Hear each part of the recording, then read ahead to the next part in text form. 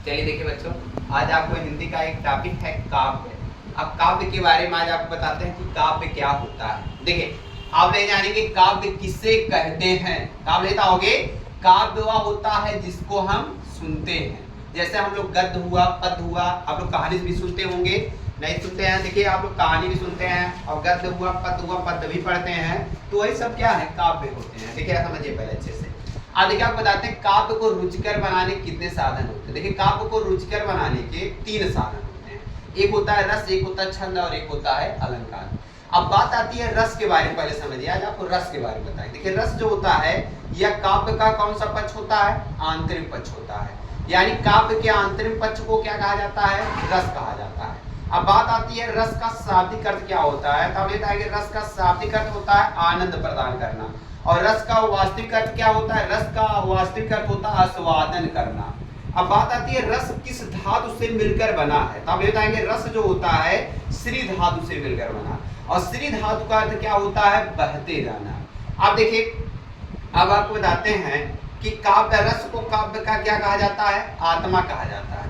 रस को काव्य का आत्मा कहा जाता है, और इसको किसने कहा था? आचार्य रामचंद्र शुक्ल और विश्वनाथ ने कहा था। जैसे कुछ लोग आचार्य रामचंद्र शुक्ल को मानते हैं और कुछ लोग विश्वनाथ को मानते हैं कि इन्होंने काव्य को आत्मा कहा था, रस को कहा था कि काव्य का आत्मा होता। अब देखिए, रस के खोजकर्ता या प्रवर्तक कौन है? देखिए, रस के खोजकर्ता या प्रवर्तक भरत मुनि है, जिनके ग्रंथ का नाम क्या है? ग्रंथ यानी पुस्तक का नाम क्या है? नाट्यशास्त्र है। अब बात आती है नाट्यशास्त्र में किसका उल्लेख है। देखिए, आज से पूछा जाएगा कि नाट्यशास्त्र में किसका वर्णन है, यानी किसका वर्णन किया गया है। तो आप लेते आएंगे नाट्यशास्त्र में नाटक का वर्णन है। नाट्यशास्त्र में किसका वर्णन है? नाटक का वर्णन है। और देखिए, नाट्यशास्त्र में कुल कितने अध्याय हैं? 36 अध्याय। नाट्यशास्त्र में कुल कितने अध्याय हैं? 36 अध्याय।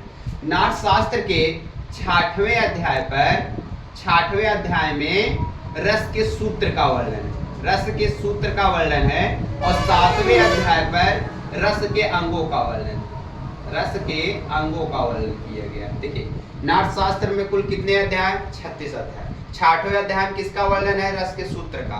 और 7वें अध्याय में किसका वर्णन है? रस के अंगों का। और नाट्यशास्त्र में किसका वर्णन अगर पूछा जाए क्या बताएंगे? नाटक का वर्णन किया गया है। नाट्यशास्त्र बताइए किसकी पुस्तक है? तो भरत मुनि की पुस्तक है। कितनी बातें हैं समझ में। अब बात आता है भरत मुनि के अनुसार रस की परिभाषा। भरत मुनि के अनुसार रस का सूत्र या परिभाषा। देखिए, भरत मुनि ने रस का सूत्र क्या दिया? इन्होंने बताया विभाव अनुभाव, व्यभिचारी भाव,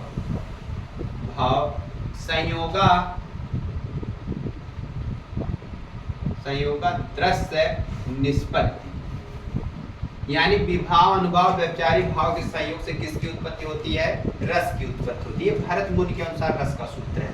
भरत मुनि के अनुसार रस का सूत्र क्या? विभाव अनुभाव व्यभिचारी भाव संयोगा दृश्य निष्पत्ति। अब ध्यान दीजिएगा, एक क्वेश्चन पूछा जाता है, भरत मुनि ने रस के सूत्र में किसका वर्णन नहीं किया था? तो भरत मुनि ने रस के सूत्र में किसका वर्णन नहीं किया है? अस्थाई भाव का।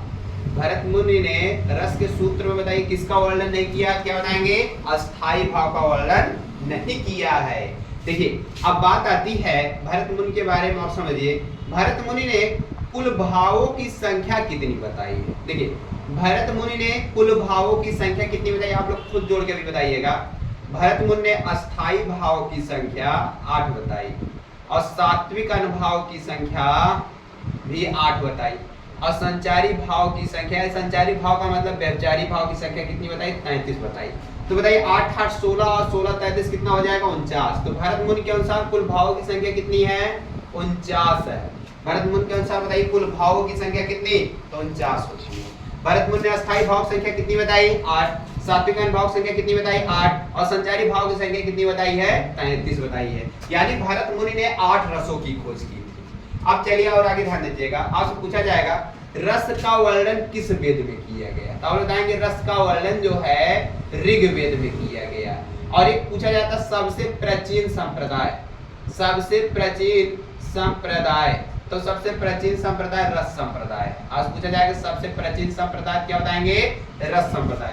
रस का वर्णन बताइए किस वेद में मिलता है, तो ऋग्वेद में मिलता है। और सबसे प्राचीन संप्रदाय रस संप्रदाय होता है। चलिए देखिए अब बात आती है